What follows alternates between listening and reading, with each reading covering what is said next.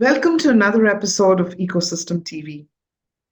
The terms innovation and transformation have become buzzwords that I hear every day as a tech analyst. With AI taking center stage, especially, the conversation around them has become louder than ever.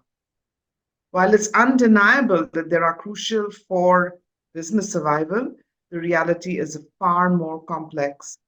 To better understand the shape of innovation in today's technology centric landscape and the obstacles that organizations face, I'm delighted to welcome Shayan Hazir, Chief Digital Officer of Southeast Asia at HSBC. Welcome to the show, Shayan. Thank you so much for having me, Sash. I'm really excited to be here. Yeah, me too. We've had some great conversations over the year, and across those conversations, we have also, touched upon what true innovation really means, and it's crept into many of my other discussions as well.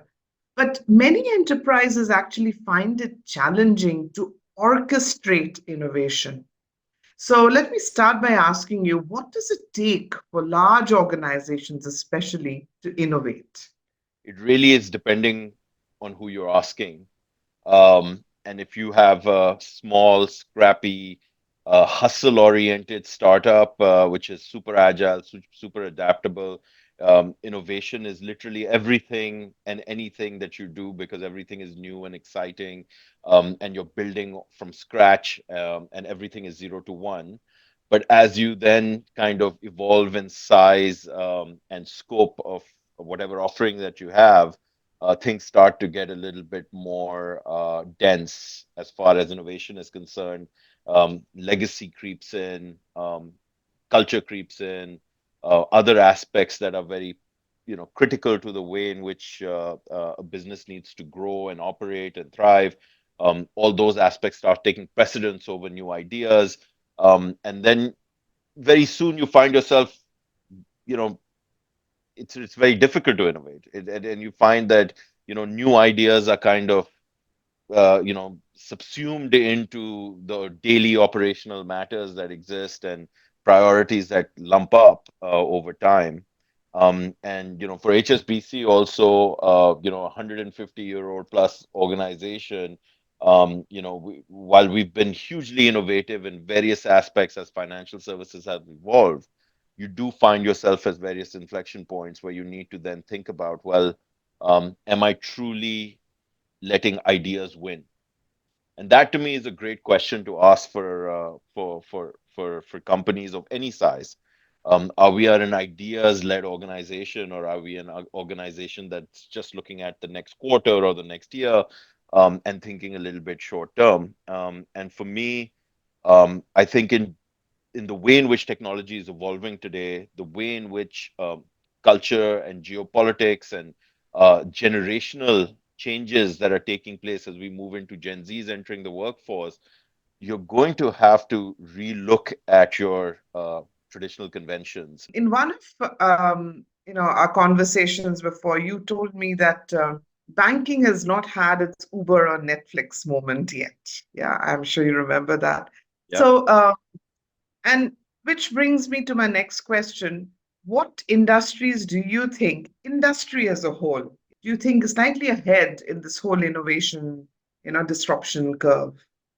I think, you know, when you look at the entertainment industry, I think that's a great example, and particularly in terms of media. Like, I'm from a cassette tape generation, but I very quickly adapted to CDs, and then very quickly adapted to downloading music off of the internet, and now we're in a world of streaming and personalized music.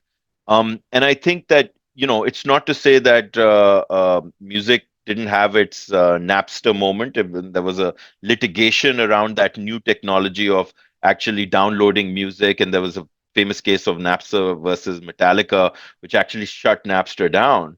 But what it did was it triggered imagination, and it triggered how the world could be in terms of consumption of entertainment and music, and that's really the beginning of that whole relationship we had with the internet. of becoming a utility rather than just somewhere where you went and searched information or communicated with your friends. And I think that's really what we see happening in the blockchain space, where we saw how things can go horribly wrong on the crypto side sometimes if you don't have the governance and the guardrails. But we learn from that. And I'll make that parallel back to the Napster conversation, that we did see some large crypto exchanges collapse, and obviously some customers learnt about the dangers of investing in assets that they weren't comfortable with or aware of, in detail. And then we've started now working on a world where we're creating digital assets in a much more um, you know governed environment, and we learn from those mistakes. And we're going to see that happen time and time again, that it takes probably a little longer in financial services. Yeah. The gestation period of the technology is longer, the arc of the character develops over time. But I think that's one of the big reasons why we haven't had that vanguard moment, where you can say, wow, this is a fundamentally different experience to what my dad used to have in a branch 30 years ago. And I think that we're well on our way to start seeing, as digital license bank licenses proliferate, open banking begins to proliferate, embedded finance and platforms begin to merge into this complex web of activity. We're going to start seeing new models emerging. And then you couple that with the Gen Z population walking in, who are so used to enabling environments like TikTok and uh, the other platforms which they're using to communicate, um, that it'll become something where I feel those two worlds are going to combine. New New technology and an enabled generation that are going to come together and create new business models, new financial services models, that banks need to be prepared for. And I think if you don't innovate for it, it'll force us to. And it's interesting that you said business models. You didn't say just technology, because Yep. technology is there just to enable a business model, right? And that's often something that people forget. They say Yeah. tech-led innovation. It's not really tech-led. It's It can't be, supported by tech. Sash. And I really want to make that point very clear, that I really believe in the customer experience and the user experience as being the cornerstone for driving any technological change. Otherwise, it will not be lasting. And unless there is true value being created for the end user, and we've seen this historically, that you constantly create new technology or input new technology on antiquated models. So I've implemented, generative AI on a call center. The question I always have is, why do we still have call centers? Why can we not design our products that a call center is a more by the way requirement, if all else fails, rather than it being something that we, constantly need to be in touch with to, get basic things done. And so, you know, we must, as when you think of an engineering mindset, you must make sure that you're not optimizing something that shouldn't exist.